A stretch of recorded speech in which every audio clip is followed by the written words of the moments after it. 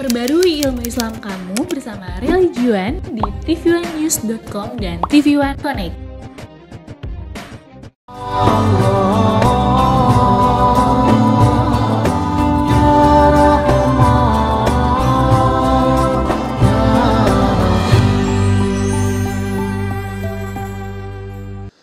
Bismillahirrahmanirrahim. Assalamualaikum warahmatullahi. Alhamdulillah.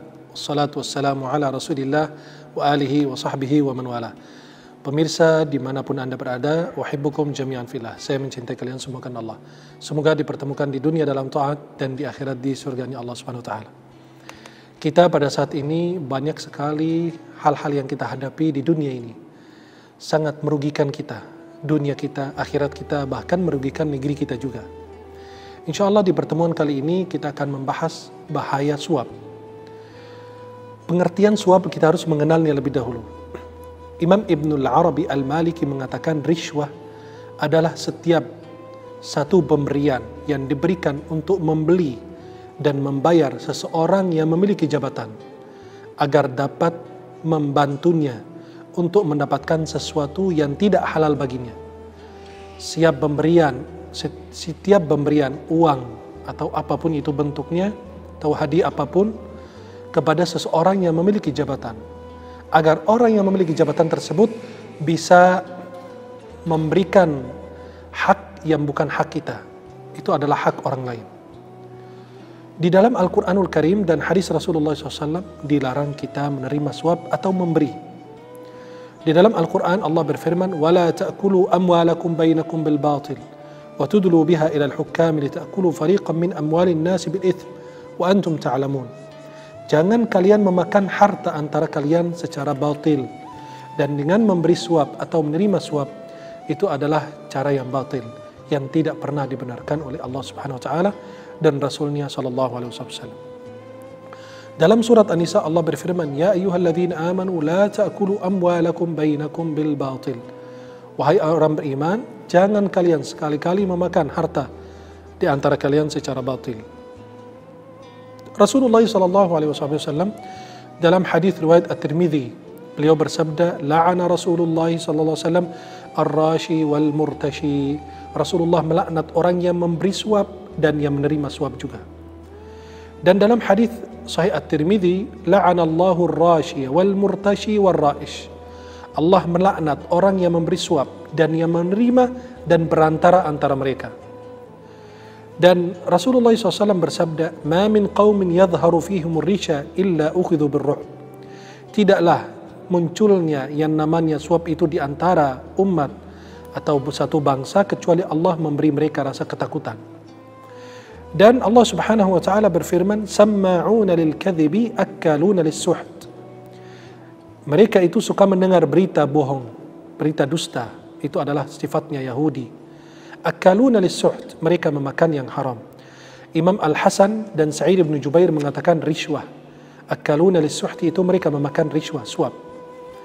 Hendaknya setiap hakim, pedagang, dan juga pegawai negeri mengetahui bahwa perkara pelaku maupun transaksi suap itu baik memberi, menerima, maupun orang yang memfasilitasinya akan mendapatkan laknat dari Allah Subhanahu wa taala.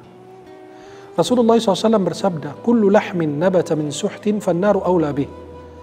Setiap daging, setiap jasad yang tumbuh dari haram, dari harta yang haram, maka neraka lebih utama memakannya.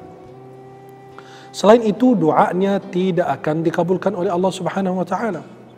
Orang yang makan dari yang haram, minumannya dari haram, karena sumber hartanya dari haram, maka orang tersebut tidak akan diijabah doanya oleh Allah Subhanahu wa taala. Maka Nabi SAW mengatakan dalam hadis Sahih Muslim, "Mat'amuhu haram, mashrabuhu haram, malbasuhu haram, wa ghudhiya bil haram, fa anna yustajabu lakum." Nabi mengatakan makanannya dari haram, pakaiannya haram, minumannya haram, dan diisi perutnya dari haram, bagaimana dia diijabah doanya oleh Allah Subhanahu wa taala? Dia mengangkat telapak tangannya berdoa kepada Allah, bermunajat, memohon pertolongan Allah, sedangkan dia sendiri dia dilaknat oleh Allah Subhanahu wa taala karena di dalam tubuhnya sesuatu yang haram. Selain itu, pelaku transaksi suap yang dikategorikan sebagai pelaku kerusakan di muka bumi. Allah berfirman, "Wala tufsidu fil ardi ba'da islahiha." Jangan sekali-kali kalian melakukan kerusakan di muka bumi sedangkan sudah diperbaiki, sudah diperbagus oleh Allah Subhanahu wa taala. Maka karena dia melakukan kerusakan dengan apa? Menerima dari orang yang tidak berhak atau memberi kedudukan kepada orang yang tidak berhak. Maka hal demikian melakukan kerusakan di muka bumi. Selain itu, suap termasuk sebagai bentuk kezaliman. Karena dengan dia menerima uang dari seseorang dan memberikan kedudukan atau jabatan atau pemberian yang itu bukan hak dia, berarti dia menghalangi orang lain mendapatkan hak dia, dan itu adalah kezaliman yang sesungguhnya. Suap itu merupakan akhlak orang Yahudi. Sebagaimana saya jelaskan tadi firman Allah surat Al-Maidah, "Samma'una lil kadhibi akaluna lis-suht." Ini di antara ciri-ciri Yahudi, na'udzubillah min dzalik, samma'una lil kadhib. Mereka itu suka mendengar berita bohong, berita dusta. Kabar bohong itu mereka senang menyebarkannya, mendengarkannya. Akaluna lis-suht. Sa'id bin Jubair mengatakan ar-rishwah, suap. Suap itu mereka, subhanallah. Coba perhatikan. Kalau mereka itu memakan yang haram, itu sebuah bentuk kezaliman, kerusakan di muka bumi.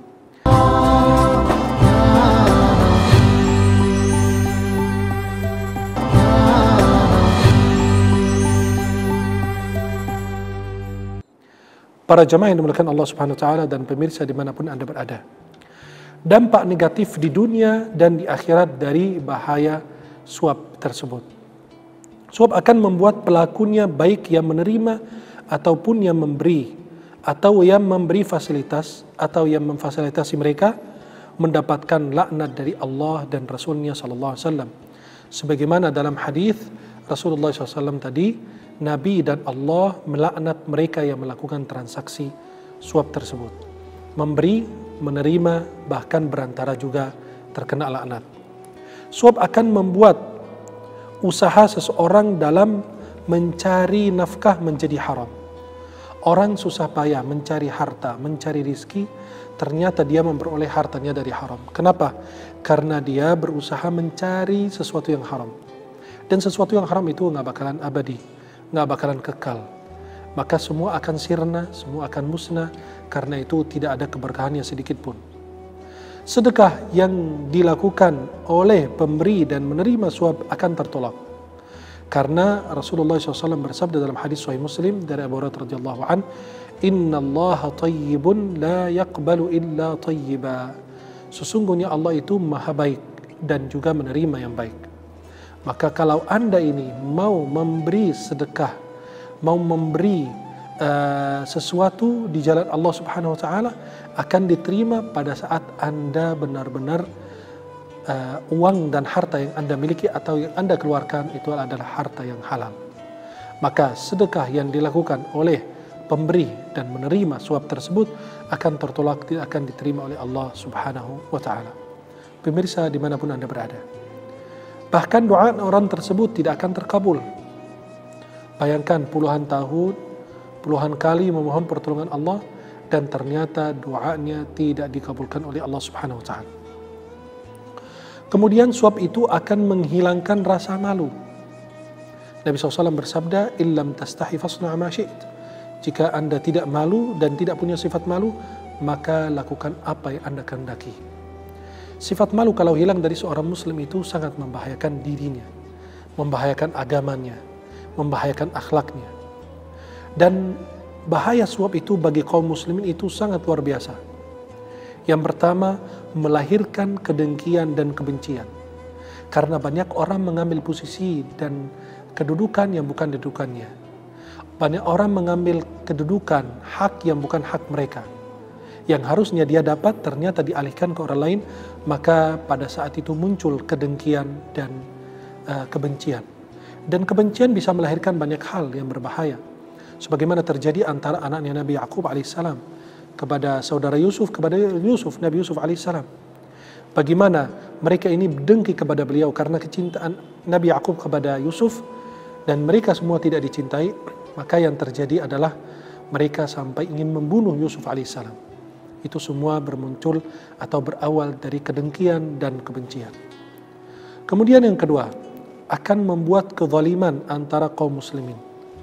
Artinya tidak ada keadilan, tidak ada kesejahteraan di antara rakyat dan masyarakat. Karena sebagian orang mendapatkan hak yang bukan hak mereka. Kemudian yang ketiga, hilang kepercayaan rakyat kepada pemerintah. Jika hal demikian itu dilakukan di tengah-tengah perkantoran atau PNS atau pemerintahan, maka itu akan menghilangkan kepercayaan masyarakat kepada pemerintah. Kemudian yang keempat, suap itu merupakan salah satu sebab masuk dalam neraka jahanam. Semua yang darah dagingnya tumbuh dari haram, dari sesuatu yang tidak dari Allah Subhanahu wa taala, maka neraka lebih utama memakan jasad tersebut. Kita harus mengetahui apa sebab-sebabnya praktik suap itu pada masa kini. Kenapa sampai hal itu terjadi di tengah-tengah umat? Yang pertama, lemahnya iman pada diri si pemberi dan menerima dan perantara. Kalau iman lemah dalam diri seorang muslim, dia bisa melakukan apa yang dia inginkan. Karena dengan cara tersebut dia berusaha untuk memperoleh harta. Dia tidak berpikir dari haram maupun halal. Yang penting dia punya harta. Yang penting dia punya mobil. Yang penting dia punya rumah. Dia tidak peduli harta itu dari halal maupun dari haram. Maka karena kelemahan iman pada diri seorang muslim, dia bisa tergelincir di dalam hal-hal demikian. Kemudian yang kedua, tidak mengetahui hukum melakukan praktik suap. Banyak orang yang tidak membaca tentang dosa dan laknat Allah dan Rasulnya kepada mereka melakukan hal demikian. Coba kalau mereka baca kitab Al-Kabair, sudah diterjemahkan bahasa Indonesia, namanya dosa-dosa besar, karangan Imam Abu Abdillah Al-Zahabi. Di situ dijelaskan tentang bahayanya suap. Kalau kita perhatikan hal demikian, itu membahayakan kita dan membuat kita makin takut kepada Allah Subhanahu wa taala. Kemudian yang ketiga, sebab praktik suap pada masa kini adalah ingin cepat selesai dalam mengurus keperluan. Ada orang ingin selesai surat, ingin selesai apa, maka dia bayar untuk dipercepat urusannya. Maka karena kita tidak kesabaran, sehingga kita menunggu prosedurnya, kita mau berbayar cepat agar kita segera mendapatkan surat atau apa yang kita inginkan. Yang keempat adalah masih minimnya gaji yang diterima. Kalau orang gajinya kecil, dia pasti akan mengalihkan dirinya untuk mencari yang haram.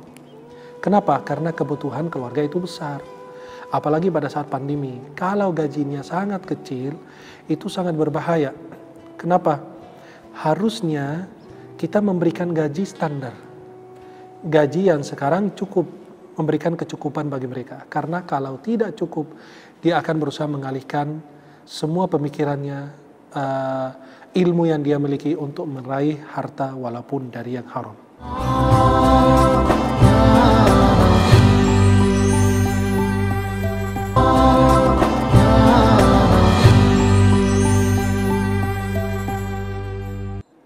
Bagaimana caranya melindungi diri dari suap? Yang pertama adalah kita melakukan bimbingan agama. Ada bimbingan agama. Bimbingan agama itu untuk semua kalangan. Untuk karyawan, untuk pengusaha, untuk anak-anak di sekolah. Semua harus diberikan bimbingan dalam agama. Karena kalau tidak ada ilmu, orang bisa melakukan apa saja yang dia kehendaki. Maka kalau melakukan bimbingan agama, insya Allah orang imannya akan kuat. Dia tidak bakalan tergelincir di dalam hal demikian. Kemudian yang kedua, menyebarkan info melalui media untuk memperingatkan seluruh masyarakat tentang bahayanya suap. Jangan cuma dipajang doang. Kadang-kadang kita masuk ke perkantoran, hanya tulisannya dipajang. Bahwa tidak boleh menerima, tidak boleh memberi, tidak boleh apa. Tapi kenyataannya tidak. Maka harus kita benar-benar menyebarkan info dengan sebanyak-banyaknya melalui media cetak, media online, media semuanya, agar kita memperingatkan, mengingatkan orang bahayanya suap. Kemudian yang ketiga, memasukkan hukum praktik suap itu pada kurikulum di sekolah-sekolah negeri dan swasta. Sejak kecil anak sudah dididik bahwa hal demikian itu adalah mendatangkan murkanya Allah. hal demikian itu adalah haram, hal demikian itu dilaknat Allah, hal demikian itu adalah dilaknat Rasulullah SAW. Maka coba kalau kurikulum kita ada di situ hukum tentang praktik suap. Sejak kecil, sejak dini anak sudah diperkenalkan dengan agamanya, sudah dikenalkan dengan aturan syariat Islam, maka mereka tidak akan melakukan hal demikian. Sejak kecil sudah dididik, seperti anak kita dari kecil sudah kita didik. Ini halal, ini haram, ini haram, ini halal. Jadi dia tumbuhnya besar, dia sudah faham mengenal agamanya, mengenal syariat Allah Subhanahu wa taala.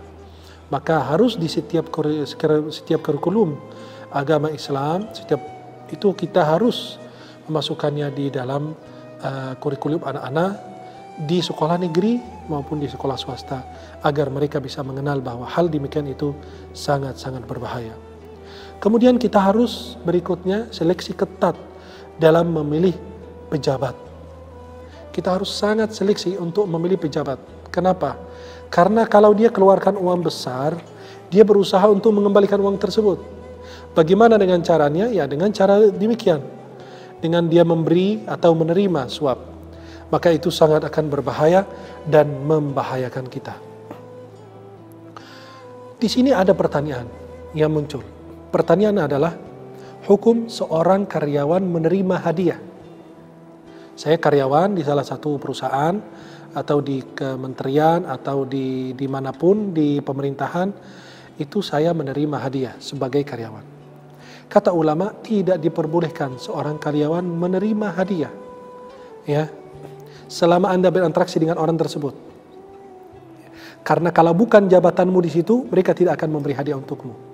Tapi kata ulama, kalau Anda di situ bekerja dan Anda punya teman yang mau menyelesaikan surat, dan memang kalian suka bertukar hadiah di antara kalian, bukan karena urusan ini, kata ulama tidak mengapa, selama Anda tidak melanggar aturan. Tapi kalau Anda tidak ada kaitan dengan orang tersebut, maka dilarang Anda sebagai karyawan untuk menerima hadiah dari orang tersebut. Ya, maka ulama mengatakan, Anda kalau diberi hadiah, menerima hadiah, itu berbahaya, melembutkan hati Anda. Maka berikutnya Anda bisa melanggar aturan. Karena orang tersebut, Anda mengharapkan imbalan dari orang tersebut. Maka kata ulama, kalau hadiah itu datang karena ini kalian ada kekerabatan, bersahabatan, atau ada kerjasama antara kalian, maka itu sebelumnya juga ada saling berbagi hadiah, itu tidak ada masalah. Akan tetapi kalau Anda ini tidak ada kaitannya, tidak ada keurusan dengan orang tersebut, hanya dia sebagai orang yang Anda layani untuk memberikan keperluan beliau, maka orang tersebut tidak boleh Anda nerima hadiah dari beliau. Imam Az-Zahabi mengatakan, nih saya mau bahas pembahasan terakhir kita. Kalau seandainya saya mau ngurus surat, ya, saya ngurus surat atau ngurus apapun dan dipersulit, sedangkan hak saya mendapatkan surat tersebut banyak sekali, saya nggak perlu sebutkan, kalian sudah paham. Saya lagi mau ngurus surat apa aja, kemudian saya berhak mendapatkan surat tersebut dan dipersulit. Kata Imam Az-Zahabi, boleh Anda bayar uang untuk mendapatkan hak saya, atau menjauhkan kezaliman dari saya. Itu tidak dihitung suap. Saya tidak berdosa, yang berdosa yang menerima. Contoh, saya lagi ngurus surat apa, kemudian orang itu mempersulit saya, Anda ini begini-begini dan lain sebagainya. Banyak kesulitan yang diberikan. Maka kata ulama, boleh Anda bayar untuk meraih uang, untuk meraih pekerjaan Anda atau surat tersebut, dan yang menerima yang akan mendapatkan laknat dari Allah dan Rasulnya SAW, dan itu kita menghadapinya dalam kehidupan sehari-hari. Semoga Allah senantiasa melindungi kita dari bahaya suap, dan mudah-mudahan kita senantiasa menjaga diri kita. Jangan sampai kita susah payah bekerja, mencari harta, kemudian ternyata dicampur dengan harta haram. 1.000 rupiah uang haram masuk ke 1 juta uang halal bisa menghancurkannya. Maka carilah harta yang halal agar diberkahi Allah Subhanahu wa taala, dan doa Anda terkabul di sisi Allah Subhanahu wa taala, dan Anda bisa mendapatkan semua kemudahan, keberkahan, kelancaran dalam rezeki Anda, keluarga Anda, istri dan anak keturunan Anda. Mudah-mudahan suatu waktu bisa masuk ke dalam kurikulum sekolah negeri maupun swasta tentang bahayanya suap, agar semua anak-anak kita sudah mengenal sejak kecil tentang bahaya tersebut. Mudah-mudahan Allah senantiasa mempertemukan kita di dunia dalam taat, dan di akhirat di surga Allah Subhanahu wa taala, dengan menjaga diri kita dari hal-hal yang dimurkai oleh Allah. Mudah-mudahan yang saya sampaikan ada manfaat. Aqulu qawli hadza wa astaghfirullah li wa lakum. Subhanakallahumma bihamdika asyhadu an la ilaha illa anta astaghfiruka wa atubu ilaik. Assalamualaikum warahmatullahi wabarakatuh.